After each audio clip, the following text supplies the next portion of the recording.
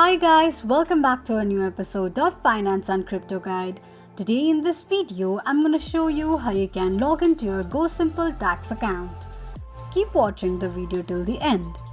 To log into your GoSimple tax account, firstly go ahead and launch open your Google search. On the search box at the top, type in account.gosimpletaks.com and make a search. You will end up on the login page of GoSimple tax account. Enter your email address and password associated with your GoSimple tax account and tap on sign in.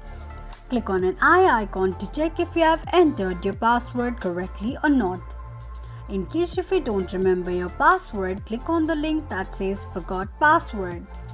This is how you can log into your GoSimple tax account quickly and easily just in few steps.